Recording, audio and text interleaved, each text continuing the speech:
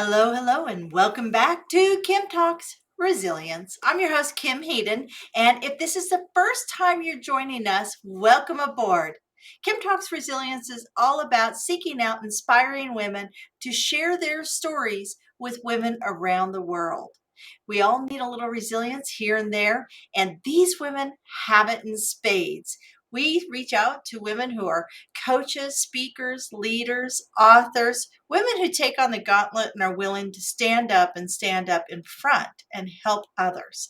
So today's guest, you know what, we're going to find out a little bit more about how we can serve ourselves. So many of us are so busy serving everybody else that we tend to put ourselves on the back burner. And I think we're going to learn a lot today. So today's guest is Dr. Erica Steele. She is a holistic doctor in family practice who has 6 degrees in her field. She has been in natural healthcare for over 20 years. And you know what? You're not going to buy it when you see her. The gal, she must have started when she was 12, but maybe that's saying something about she's practicing what she preaches. And to this day, she has treated over 40,000 patients since 2009. This is pretty impressive. So I think, like I said, we're going to have lots to learn here. Let me bring her in studio. We had some interesting tech going on today. Fingers crossed. Yay! Yeah, made it. So just so everybody knows, the reason we're so jubilant over this is the fact that how do you get like literally we were in the back hallways, the ether hallways of Restream, and it wasn't connecting. So whatever. So what do? We run. We go, okay, shut this room down. Let's open a new one. Let's make her happen. How are you doing? Oh, I'm doing so well. It's just such a beautiful evening here in Virginia Beach, Virginia. I'm just really enjoying myself. I'm happy to be here. We are having the same thing. You know what I'm doing when we get done here? So we're lighting our fire pit. I mean, we're way up north and it's warm. I have all my windows open. Like it's like, ooh, this is a nice into September. I'm hoping it stays right up till Halloween. I'd like to, there's a reason why all the kids in Canada, their costumes are purchased like 4 sizes too big, is so that you can fit them over the parka.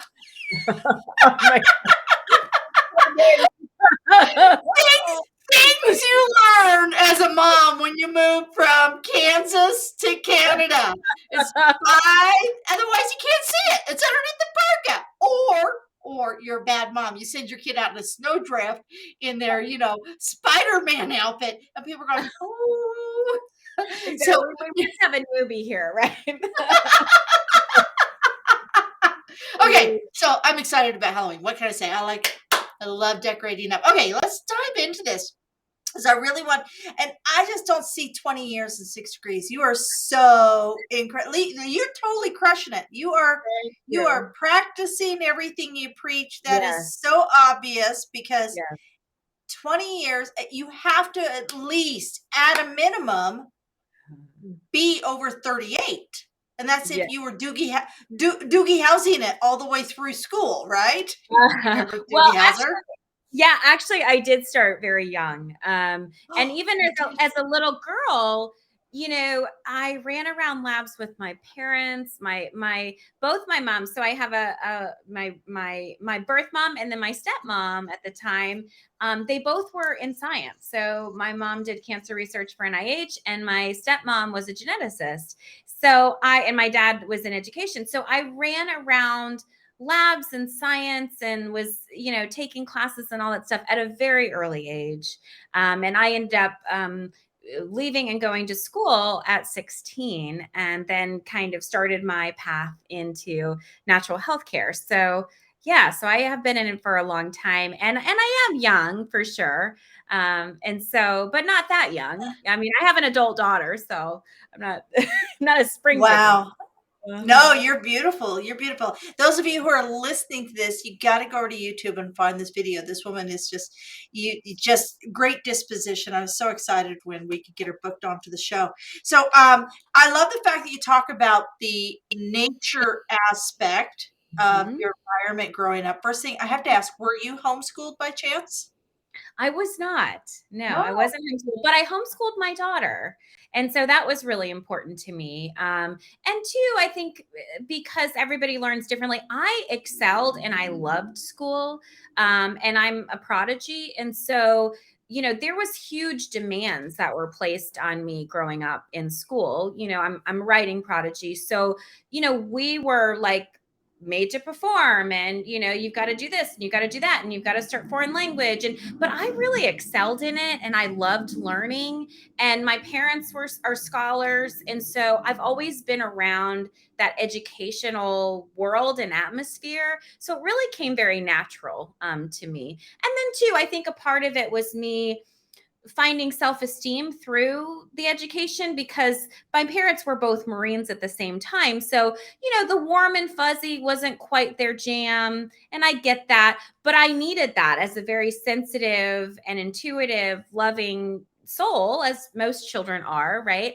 And so I got that fulfillment through school. When you get an A, it feels good. And so I just kept kind of chasing that in a certain instance until I woke up, after my second doctorate, and I was like, maybe I could find some other methods of fulfillment other than student loan debt. So Student loan debt. Well, yeah. And that's a whole nother conversation there, because now we're seeing open source universities starting to creep up. So we got edx.org. And if you're a prodigy like yourself, the reality is that you can learn from anywhere. You don't have to pay to learn.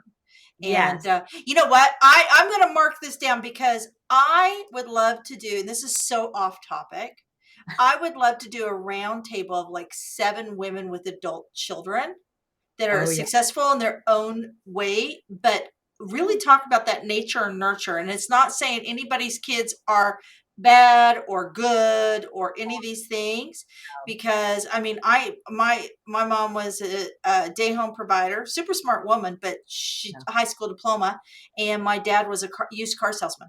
And it's interesting, that whole nature and nurture type of scenario. What does your daughter do now, or is she in school? So it's interesting. So my daughter very much took after me in the sense that she paved her own way, very free thinking, independent. And I wanted to raise her that way. She actually decided she wanted to leave school early. She taught herself how to work on cars and then went to school for welding to become a mechanic. And yeah, and she also grew up, I had her literally on my hip while I built companies. And so while she has a trade and she's really good at it, what she's really good at is business, because she's been around business. I remember when she was like little, and she'd be in my lobby making little bracelets and selling them to patients. So she definitely has a really good business head on her shoulders. She's always, it's funny, even though she was always super young, she's always the manager, or, some higher up into those organizations, while also, managing more of the skilled labor. So yeah, she kind of went into the opposite direction. That I is that is I was very fun. yes, it is. It is. It's brain, so that's good. So Mm. so multiple degrees. Let's run down through all the degrees. Tell me what you got. All right. So I have an AS in psych. I originally was like, oh, I love psychology, especially coming from the environment that I came from. It was kind of like, there must be a different way of living, And so I went psych. And then I was like, I don't want to heal myself through other people. And I saw that a lot in the cohort. So then I went into natural healthcare sciences, which is all like the sciences around natural health care. Then I got another, so I have one bachelor's in natural healthcare sciences and then another bachelor's in alternative medicine. And that's really just kind of, instead of using this, you use a naturally occurring substance and homeopathy and things like that. And then I have one doctorate in natural medicine. So with an emphasis more in homeopathy. I really loved homeopathy, but I learned herbology and all the other modalities. And then I have a naturopathic doctorate degree, and I'm a board certified naturopath as well. And so that really put the science and the functional medicine piece of it. I'm an expert in laboratory diagnostics and biochemistry. So I am the one who finds the root causes of why someone is unwell. And then I have a master's in public health with a concentration in complementary alternative medicine. I got that one really to try to understand, public health and public health care policy and legislation, because I do a lot of lobbying, especially for medical freedom and for people's autonomy over what they want to do with their bodies. And now I'm actually getting my PhD, which is my last degree, I promise, in applied psychophysiology. And so that I'm in my semester now. So that's more into brain mapping and the physiological impacts and effects of stress and the brain and really trauma. I really want to study and learn the impacts of trauma on the body and on chronic disease and autoimmunity. Well, there's definitely a connection there, and that's another. You and I think, literally have about 10 podcasts just in what you shared. But let's go back to natural natural medicines and lobbying and insurance. Yes. Let's talk insurance. Yes. Is any of this covered through people's basic medical insurance? So here's the conversation about insurance. So I actually did accept insurance up until 2012. And I found that it was a never ending battle, right? It was a battle of, trying to get paid. It was a numbers game because maybe this person's insurance would be good, that person's insurance would not be good. So it's like a whole numbers game. Managed care, meaningful use, it doesn't allow for a lot of time to spend with your patient. And when you're case taking and you're trying to figure this needle in the haystack, it's very difficult to work into those compounds. So I took the leap in 2012 and I dropped insurance out of my practice. We still give super bills and things like that. So if people want to go and get reimbursed, believe it or not, patients actually can get reimbursed faster than me. That's like, oh, you're just a lowly provider, get in line kind of thing. And so I really just didn't like the dynamic. Plus, there was a whole mindset to it. It was like, oh, my insurance will pick it up. So actually, a patient accountability was a lot lower than it is now. Now, with that being said, I don't kill patients with prices. I'm a concierge doc. Everything's up front. But we do accept HSA and FSA still. So I kind of took a different approach just because the model and the healthcare system is really a sick care system. It's not designed to figure out what's really going on. It's not designed to teach people, what they need to do. It's just not designed for the type of care that I want to deliver to patients and what I feel like they're worth, right? Like people deserve time, they deserve attention, they deserve to be treated with care. And unfortunately with insurance, it's in and out. It's here, let me throw a pill at you, keep it moving. I don't got time. Don't talk to me about any of that. Schedule an appointment in 6 years and I'll see you again for that second situation. Yeah. Oh yeah, absolutely. I mean, everything is after everything. And unfortunately in the United States, everything is, they only treat what needs to be treated just to keep society moving forward. We see that in the education. Oh yeah. Right. I argue about the education system in the United States all the time. So I understand why you homeschooled, because I am meeting more and more people. Homeschooling has become very common now since COVID. Because all of the online opportunities has shifted the thought process around homeschooling. It's no longer do we think that, homeschooling is learning how to make pasta and weave your own baskets and the kids come out, oh, right? It's no longer that. It's, come on, work with me, folks. We know that's the 80s concept of. Yes, exactly. Yeah. Those people, they smell like patchouli, whatever. But you know what I find fascinating is I'm just talking about myself. But what's interesting is that our healthcare system and our education system have a common denominator in America, and that's Rockefeller. Rockefeller, actually, big oil man tycoon, he has his stamp on both of those. And so really, they're not designed for your personal enlightenment. They're not designed, healthcare is not designed for you to be healthy. Education is not designed for you to elevate outside of the box, right? No matter how many, beautiful campuses there are. And, I love the smell of books and commerce. It's still a box, and they want you to be in the box. And I have such hard time being in boxes, I will tell you. And so, but the way that it is. And so, you've got your professors. It's the power of the pen. I do my best not to piss anybody off, but of course I'm going to step on some people's toes, and that's just the way it goes.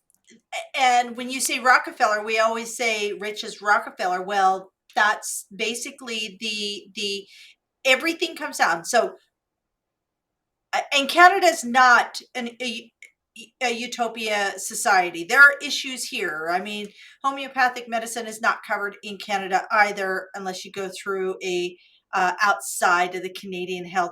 You can get it, but it's not covered underneath our Canadian Health Act, right? At this time. However, food, medication, education, and shelter. Food, medication, education, and shelter are the four key denominators that separate humans from primates. And when we strip away your education, and we strip away your health, and we jeopardize your shelter, and we don't feed you, what are you going to become? You're going to become an animal fighting for survival. Right? United States has the highest homicide rate per capita globally. It is, more people are dying every day, in the last year in the United States due to, conflict within the United States. Oh, yeah. Than you see in most, Ukraine right now is bypassing the United States, but it's really sad that you have to have a full-fledged war to outpace the death of Americans. So and you are literally taking on education within medication. Like, you literally are tackling two of those verticals. So let's talk a little bit about what is natural health. Yeah.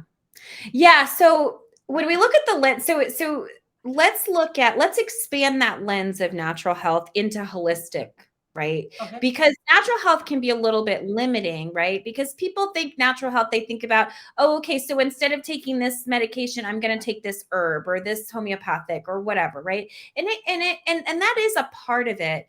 But that's not the whole thing. What I really want to speak about is the resilience of the human, okay? Because the power actually comes from within, right? We have in homeopathy called vital force, right? Vital force frequency. This is the same thing that Eastern medicine, which predates our Western medicine by a bajillion years, has always had access to, right? Has always known, right? The power is within the human to be able to heal themselves. So that's the first thing, right? The second thing is understanding that you are conscious, right? So we talk about primates. The difference between us and primates is that we have emotions. We're able to think cognitively. We're able to, do certain things that our animal friends just really can't. And so we want to capitalize on that ability. And so if we're present to taking care of ourselves, right? Just simple things like breathing, right? How many people are literally totally unconscious? Like, how many people would pass out if their bodies didn't automatically breathe for them, right? So just those simple things, right? Not jumping out of bed, rolling out of bed and charging into the day, right? And living at the effect of your day, but rather creating your day, right? And not always hurried. That's so hard on the nervous system when you literally feel like you're being chased by a tiger all the time, which sadly is American culture. It is, I gotta go. Oh my God, I'm always behind, that. And even though I am an American, I often leave the States. And it's so refreshing because I go to other places and it's like, oh, I can breathe, I can relax, I can be still, I can be able, and I can do that anywhere, of course. But definitely the pressure is so on because it's infectious. Everybody is super anxious. Everybody's afraid. Everybody's in this state of panic. And so when we're beginning to live in a holistic lifestyle, we learn to slow down and really get present, right? And when we begin to get present with ourselves, we begin to eat better. We begin to drink more water. We move our bodies. We listen to our bodies more. We start to have this intuitive relationship with our bodies instead of ignoring it, brushing it off, and then waiting until we're literally broken down on the side of the road. And then we go drag ourselves into the ER. And then, of course, we've got all these diseases, which frankly could have been preventable and could have been totally cured if we would have stopped and paid attention to what our bodies are telling us. And weight's one of the big factors, but weight is, there's so many issues in and around. I know that I'm sitting here, I got 30 pounds to lose. I know this, right? Mm-hmm. Of course, I think I cleared out a liquor store during COVID. I'm just saying. It's been an interesting. I'm going to totally own folks. So if you're with me, maybe we'll just start a whole new club. But I know that I'm sitting here at 53. My hormones have changed. I've gone through during COVID. Not only was I dealing with COVID, and everybody moved back home, which was lovely, and nobody got COVID. I didn't lose anybody, so I'm very blessed. However, everybody moved back home. Did I mention everybody moved back home? Yes. So, yeah, me, and I know the two guys who run the liquor store really well now. Yeah, exactly. Yeah, you know the back door. Yeah, exactly. I got the special. They have a really cool dog. They have a really cool dog also. So they have a store dog. So I know that most Americans right now are coming out of this post-pandemic space where a lot of, we make 35,000 decisions on average every day. So our brain is activated. But then when you layer in the fights, the inner family fights, you layer in all the aggression and honestly the poor language choices. Like over the last 6 years, 7 years in the United States, just from leadership and through social media, the disrespect level is through the roof. And it doesn't matter if you're leaning right or left or way right or way left. It doesn't matter where you're at. The language and the disrespect, because then now that's triggering even more anxiety and more. And where is, you started with the morning, and I love this because the one common thing I'm finding with people who are successful, and I want to be very clear on what my definition of success is, folks. My definition of success is not, I've got the biggest, baddest airplane or the biggest and most expensive car or 15 Louis Vuittons. My definition of success is that I'm a good human being. I will shovel my neighbor's walk if their walk's not shoveled, and maybe there's a challenge, as opposed to assuming they're a bad person and they're being malicious in their intent to not shoveling their walk. I work to live within my means, and of course I'm working to elevate my means, but I'm working to elevate my means for the goals of paying it forward, of leaving legacies, of creating pathways, not just for myself but for others. But we have this real hollow view of what success is. And over the last 6 years, and then we layer in the pandemic, how does all of this affect the natural balance and well-being of your clients and what you see in general? So the pandemic was so interesting. All right. So we talked about everybody's hurried, right? Everybody's living the effect of their day. They're rolling out of bed. Oh my God, I got to get up, pick up where I left off, throw some food at the kids out the door. Got to go to here, there, everywhere, do this. I'm working, but just this panicked, right? And then they, pick the kids up, homework. Okay, we're going to eat dinner. All right, fall out. and then we're going to do it all over again. Coffee by day, Ativan or whatever by night. Like people get very dysfunctional in how they operate, right? And then too, like, forget about the partner. We're not even going to talk to them, right? And so then all of a sudden out of nowhere, it was like, stop, right? It was like, no more running, no more avoiding, no more not dealing. Now you get to sit with yourself, right? And all of your closest people. Okay. Oh no. And so all of a sudden now, that's why alcohol sales are through the roof, because people were like, I can't deal with it. It's like, keep talking, Mom. Keep talking. Maybe if I just dull my reflexes, maybe my mouth won't say what's going on in my head. So people really had to start facing themselves, and they realized, I have a severe emotional intelligence deficit. Like, I don't have any skills, any tools. I ask my patients, I go, give me 10 tools that you use to manage your emotions, right? And it's like crickets. It's like, maybe they've got one or two, I go for a walk, I go to the gym, but real practical tools in order to help them with, let's say, anger or frustration, or what do they do? What do they do when they can't, kick the dog and yell at the kids, right? They need to learn we all need to learn how to manage our emotions properly, because those are drivers for so many things, so many addictive behaviors, and so much disease and unhealthiness. And so really, I saw with the pandemic, it provided an opportunity for so many people to start looking deeper if they took it, right? Now, of course, there was a lot of divorces, and I'm leaving my job, and I'm going to go be a TikTok star. And there was a lot of that going on too. Right. And alcoholism run rampant. Like, now they deliver it to your door. It's like insane, but I don't even have to leave my house.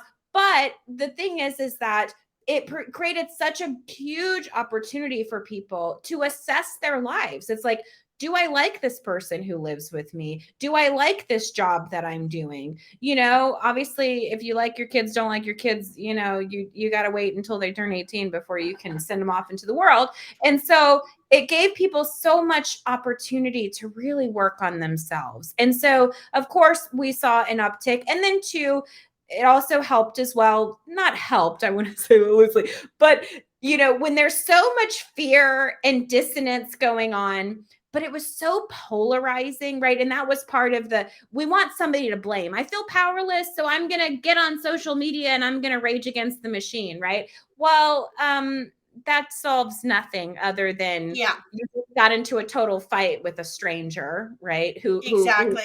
And you raise your blood pressure, and you put something out into the ethernet that, the reality is, in the World Wide Web, now there's garbage out there that you have spewed, and it's there forever. Exactly. What did they say? They said by what, 20, what was it? Like, they said something like, by 2030, it will be hard to elect a president because there'll be so much crap on their social media. Believe it. I mean, but all the back and forth and back. But here's what the back and forth is. It goes, okay, you're the problem. I'm not going to look at myself. I'm a victim to circumstance and experience and God knows what, right? You're picking on me. You don't believe what I believe. You believe the sky is blue and I believe it's green. So, screw you, kind of thing. It doesn't really allow for people to take personal accountability and responsibility. And that's it. It caught a lot of people off guard who hadn't dealt with their health, who hadn't dealt with their relationship issues, who hadn't dealt with their emotions, who hadn't dealt with their communication or lack thereof. And so, again, it provided that opportunity for people to really start looking, right? And really start seeing that, okay, I need to make some changes. Now, again, what they did with it, that's up to them. And that's the thing. It's a paradigm shift in healthcare. I think before this, people had this idea, you go to the doctor and then I give my power control over to the doctor and the doctor's going to fix it, right? Yeah. Well, me as a doctor, I don't want your power.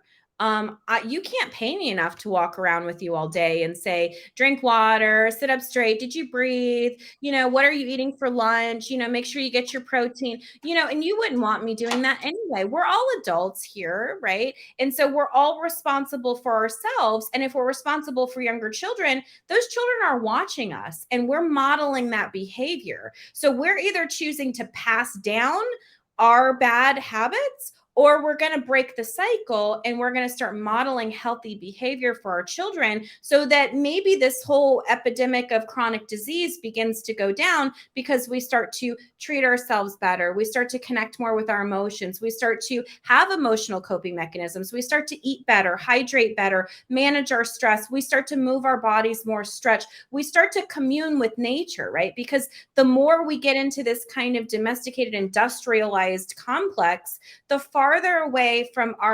nature and the natural order of things we go. Nature doesn't force itself to do anything. You don't see the sun straining to come up. You don't see blades of grass rushing to get to the top. Nature is very consistent. It's deliberate. It happens consistently over time. And that's really how we want to work our health. It's not just like I tell patients, my crystal wand or my magic wand broke, my crystal ball to predict all of the things and the shop, and my time machine to tell you how long this is going to take. That doesn't work anymore either. So it's just me and you, kid. I'm going to teach you step by step what you need to do. And that's what I do. So it is amazing because you do talk about, our emotional baggage, the traumas of childhood, all these things go in and play pretty hard on. And I think that a lot of people were very, very distraught, not because of the pandemic, but because, they actually for the first time are dealing with stuff that happened when they were 5 and 6 and 7 years old, right? And we know that statistically reported 25% of all women have, an abuse trauma before the age of 18. 25% reported, right? Reported. So, there's when we say reported, we know that that's not everybody it happens to, but so when we look at this, what are the top 3 things? I always want to get okay, so what I want basically is your McNugget of top 3 things that we could do, or to just maybe take that one baby step forward. I love breathing. Breathing is so good, but not just but breathing into your body and closing your eyes, breathing in and connecting. That in and of itself can be super scary for people. So that's number 1. Just breathing into your body and acknowledging what you feel. Some people totally shut down how they feel. They don't connect with it at all. Some people, it's just all a physical thing. And some people can connect with their emotions. I kind of say there is either you don't feel anything or you feel everything, right? So just starting to connect with the rhythm, right? That's number 1. Number 2 is I always recommend patients to get 2 journals, a trash journal and a treasure journal, right? So your trash journal is all the trashy stuff that comes out of your brain because you have to put it somewhere. And writing actually accesses the subconscious mind, right? So I have a trash journal in almost every room. If somebody picked him up, they'd be like, oh my God, this lady has Tourette's. And so you just sit there and if somebody upsets you, just write it down. Oh God, this fucking, excuse my language, but it's you just write it down. All the trash, you just get it in the book, right? And then at the end, when the book is full, you don't have to go back and read it. You burn it, you throw it away, whatever you want to do, it's done, right? And the treasure journal are all the beautiful things, the desires, the things you want, the things that make your heart sing, the gratitude, all of that. So that's my number 2. I love that, right? And then hydration would be my number 3. You would not even believe how many conditions and symptoms are tied to dehydration just alone, right? And so again, 2 types of water drinkers, people that just, they're a faucet, they drink water all day. People that are again, I don't remember to drink. I have no idea what's going on, whatever. And so water is really important to hydrate the body. You cannot live, I know there's people that can live without either one, but that's a whole nother show. but you can live up to 45 days typically without food. You can only live up to 4 days without water, right? So water is very, very important. Number one cause of hypertension is dehydration, fatigue, any kind of issue that you have. So I would say down and dirty, like, you're not buying a whole bunch of supplements and joining any gyms and seeking out any self-help gurus. These are all things that are relatively inexpensive, cheap, and you can do yourself. And that's really what it's about. It's about you learning how to care for yourself, especially if your parents didn't teach you. Now, and I'll say this kind of little summary.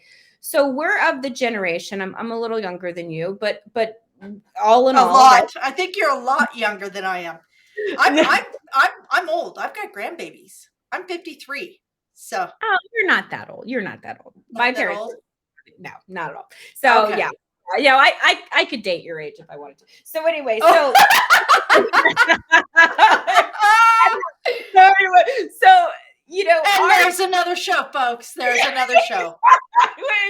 I'm telling you. We can go on forever. So nonetheless, our parents, as well intended as they were in survival mode, right? So the concepts, children are seen and not heard. I'm going to give you something to cry about. Don't you dare cry. Explicitive. We weren't nurtured and taught, oh, this is what an emotion is, and this is what we do with emotions, and here's our 10-step process, and these are our core values. Most of us were kind of latchkey. We were like, okay, you've got food, water, shelter, okay, you good.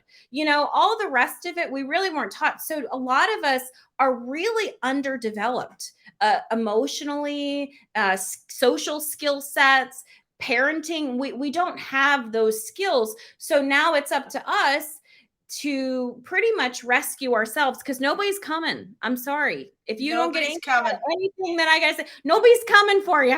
I'm sorry. Yep. There's no white fighting armor. You gotta save yourself. And we're seeing in universities, all across universities and colleges in the United States, soft skills.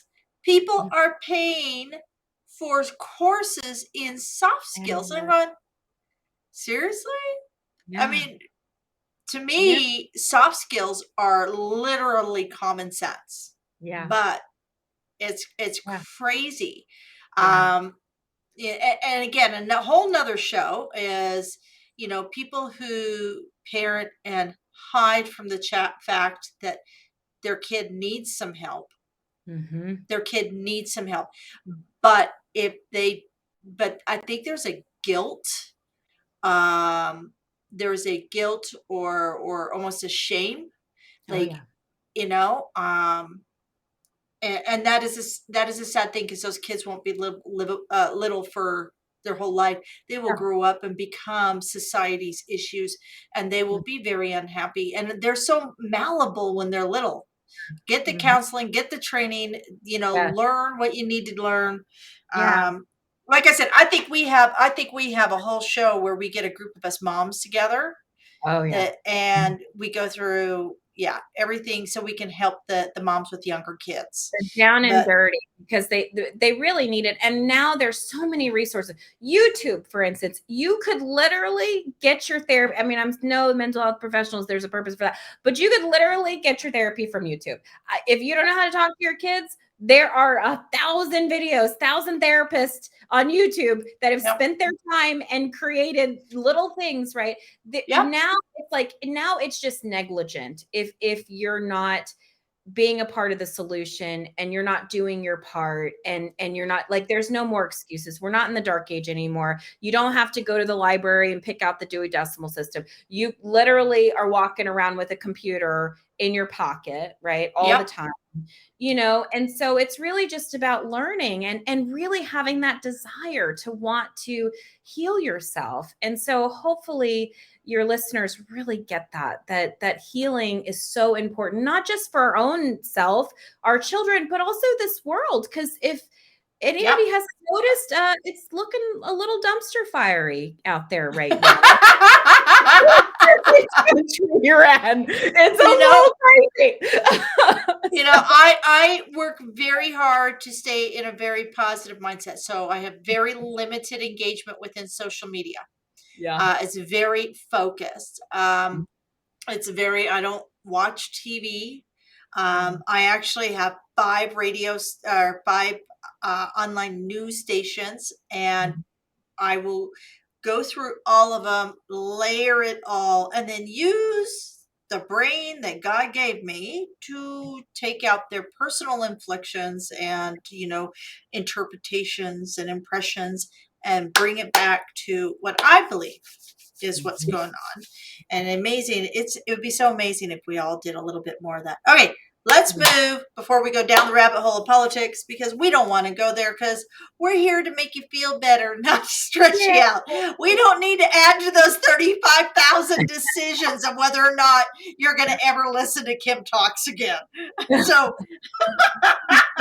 so right now I'd like to dive into a story of resilience. Would you be open to sharing a story of resilience in your life that without that moment, you wouldn't be here having this conversation? Yeah. So my story of resilience. So y'all know already that I'm the product of 2 Marines. What you don't know is my mother actually struggled with mental illness, and she had a psychotic break when I was really young, and developed multiple personalities.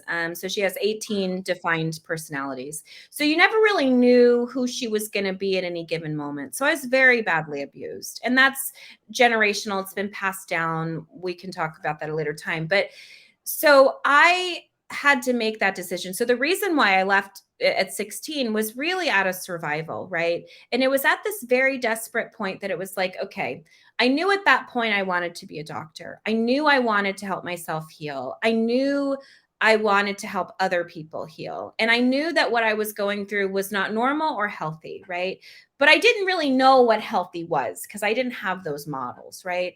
So I made the decision at that age to leave my house with literally nothing, not even a photo ID, insurance card, nothing. I didn't even go into driving school. And I decided to leave the house and set out on my journey and my path to become a healer and become the doctor that I am today. So my resilience story is now, after all that time, right? I have built this incredible life for myself. I've been self-employed for all that time as well.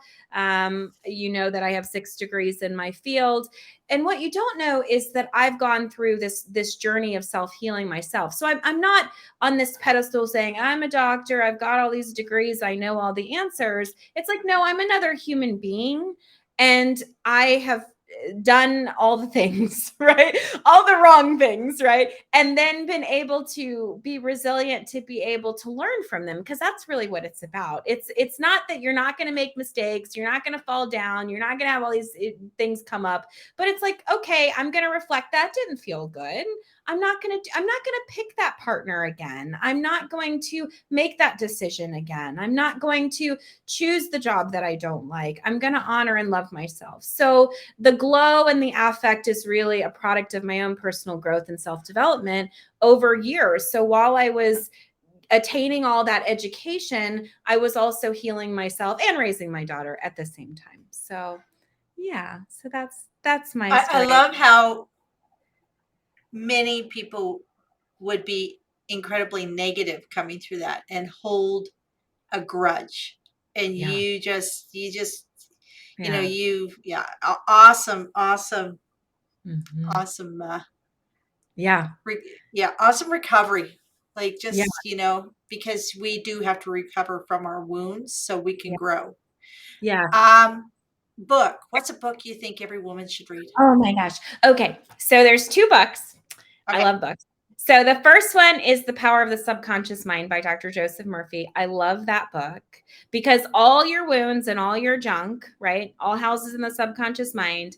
And he's like an old loving grandfather. I love the way he communicates and speaks. It's just so beautiful, very comforting and very soothing. But he really explains the subconscious mind and also gives you all these great practical tools that you can do to really help process really quickly through all that. The other book is a little bit more modern. It's called The Mountain Is You. And that book I love because it's about how to overcome self-sabotage, right? So if you keep making the same mistake over and over and over again, right, in your environment, right, this is a really good perspective for you. And there's a workbook and all the things where you can really start to self-examine and look and say, wait a second, maybe I need to shift a little bit. So those would be my two books. I mean, I could go on and on, but those are two really solid books that I think are very easy reads. They're very quick for you. In fact, Dr. Joseph Murphy, I think you can get it on YouTube for free. You don't even need to buy it. So, and you can just listen to it. And it's just so soothing. You do, whatever you need to do, clean the house, whatever, walk the dog and listen to it. And it just really invigorates the soul. I love books like that. I'm a big road trip junkie. I will actively try and find something to do that's 2 hours from my house. I'll get my car in the morning. I'll go to a festival and I listen to a book. I actually will consume a book on my journey to explore something new. And that's my thing. I love my car. My car is my own personal space. So, and then fill it with good juju. That's for sure. Okay, so where can people find you and connect with you? Yeah. So our website has all kinds of information and blogs and things like that. So holisticfamilypracticeva.com. Our social media, so YouTube, also our Instagram at Holistic Family Practices. Let me see what else. LinkedIn, you can find Dr. Erica Steele. You can Google Dr. Erica Steele, and I'm everywhere. I'm on television a lot. So I do a lot of public health education. I'm a writer for Psychology Today. So lots of different vantage points, and you can't really miss me. Honestly, I'm out there. Yeah, they say the old saying is more places than you can shake a stick at. I still don't know what that saying means, but hey, it's a good one. I always envision an old codger out there shaking a stick, right? What can you do? What can you do? All right, my dear, close us out this evening with a quote that means something to you. So I say my favorite quote is by Dr. Carl Jung. If you allow the unconscious to remain unconscious, it will drive your life and you will call it fate. So that's my favorite quote. That is exactly. It's be intentional, folks. Can you just say that quote for us one more time? Because that was really beautiful. So if you allow the unconscious to remain unconscious, it will drive your life and you will call it fate. So simply put, if you allow all the little demons to stay in the closet, okay, you will continue to experience the things because your current reality is based off of those little demons. So you might as well open up the closet and let the little demons out and deal with the demons and put them in their place so that you don't continue to be victim to circumstance, that you're actually creating your life powerfully. And that's what that book, The Power of the Subconscious Mind, will talk about, is how to take the unconscious into the present. You have to deal. That's why I'm not in any way, shape, or form upset, right, about what occurred, right? Because I've had to let go of all that and bring it out so that I can be powerful in the present moment, because that's not my story, right? That's not who I am. That's not who Eric is. I get to decide every single day that I wake up in the morning who I get to be and what I get to experience every single day. And so I recreate myself every day, which I love. Well, you know what? That was a perfect way to end the show. I thank you so much for coming, because I have learned so very much just from even the few tips, even the few strategies, but also honestly knowing that I'm not doing too bad. And that feels good. That feels good. And I promise you, folks, you're not doing too bad either. You're taking time, you're investing in yourself, you're listening to amazing women here at the Resilient podcast. You know, if you ever feel that your resiliency is listing a little, like it's lagging a little, do lean into our resilient community and you get a free, there will never be a charge for this. It is free. It is called resilientgift.com. Just go sign up. and you'll get our magazine. You'll be notified when all the podcasts, we do our listings of who's coming up next. The reality is that for me, resiliency is simply that your past does not need to define your future. You are enough. You just have to rise to it.